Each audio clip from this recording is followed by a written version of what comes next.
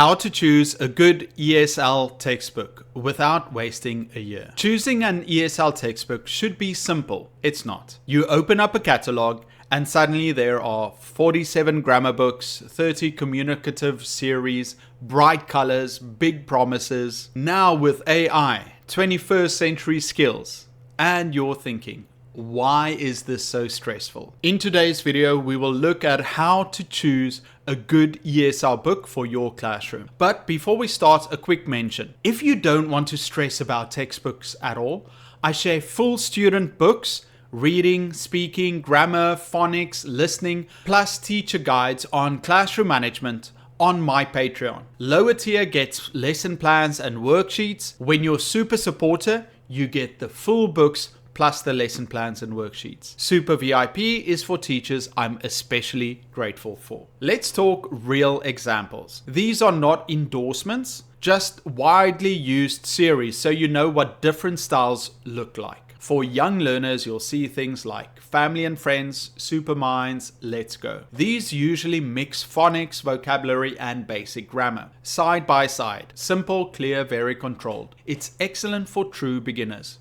but visually less exciting. Interchange, very communication focused. Strong speaking tasks, natural conversation in English. Good for adults conversation classes, but grammar explanations aren't always deep. This is English File. It's very popular worldwide. It has strong grammar structure, clear progression, and solid listening. It's good for teens and adults who need organized general English, but sometimes grammar heavy for weaker students. Headway. This is a classic. It's structured, academic, and reliable. It's great for serious adult learners, but can feel traditional and less exciting for younger groups. Speakout. It's modern, media-focused, good video content. Works well for young adults, but the pacing can be fast at lower levels. Again, these are examples. Your class decides what works. Okay, now let's talk about how to choose a book properly. The first truth: there's no perfect ESL textbook. Stop looking for the best book. The better question is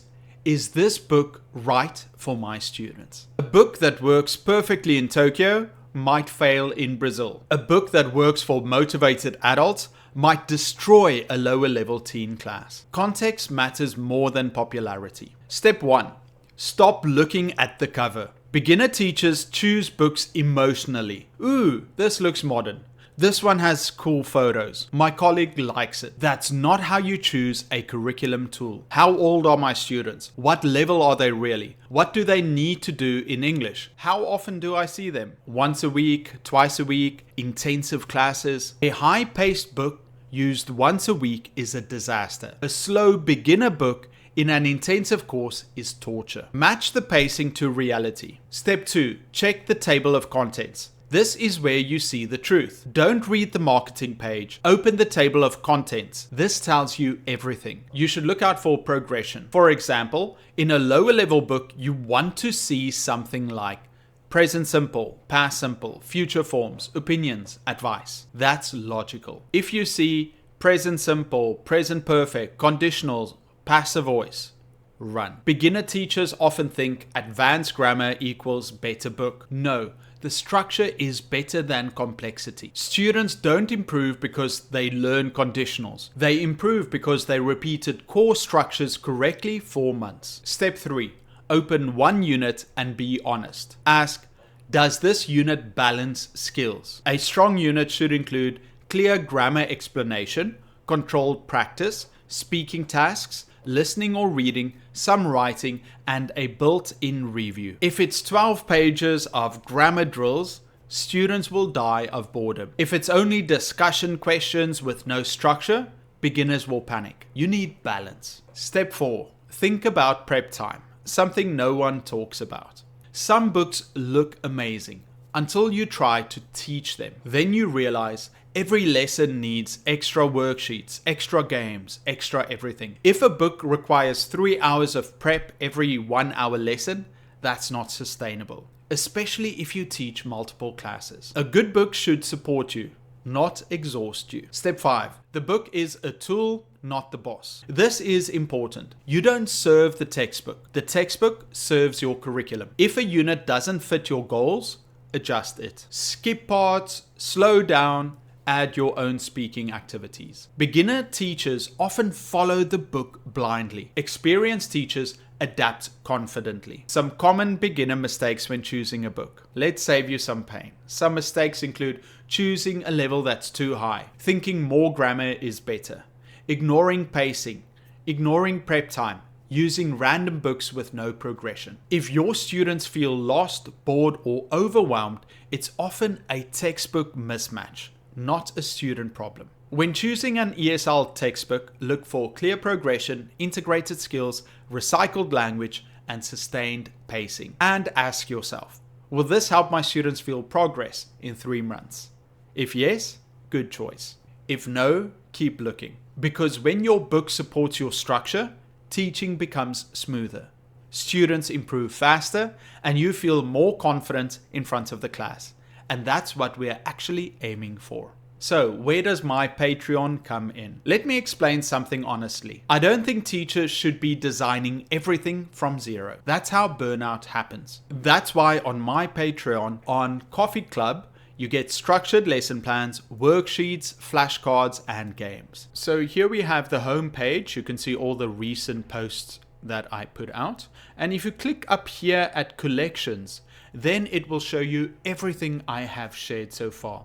So you get 2 gigabytes of ESL lessons. You click here.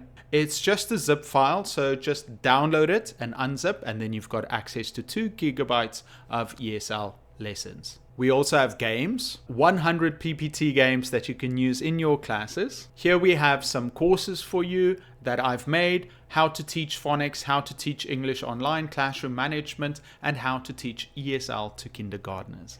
We have some flashcards that you can download, 140 common verbs, the monkey game cards, 250 flashcards, and taboo cards. If you go to these worksheets, you can see hidden pictures, over 100 worksheets. We've got resources where you can download everything you want, Olympics, many different ones that I've shared on the channel over time. 50 speaking worksheets that you can use in your classes. If you take the higher super supporter, you get full student textbooks, reading books, speaking books, grammar, listening, phonics, teacher books on classroom management, and practical guides on becoming a stronger teacher. So we've got phonics books. There are 2 series of phonics books that you can download that go through all the phonics. We've got some practical English books at 3 different levels. We've also got some books that we've made, like The Unshakable Teacher. We've got 3 English textbooks with audio, video, also different files. And then we've got many gigabytes of writing workbooks, reading workbooks and textbooks that you can use in your class, speaking books. We've got AI for teachers, and then we've got many things like phrasal verbs, idioms. We've got 3 grammar books where you've got activities that you can use for beginners, intermediate, and advanced students. And then we've also got 1,000 question and answers for English learners, as well as 1,300 academic English vocabulary. I'm genuinely grateful for all the support you guys give me. But here's the key point. I'm not saying use my books or you're wrong. I'm saying use something structured. If English file works for you, fantastic. If Headway fits your school, great. The goal is clarity, not brand loyalty.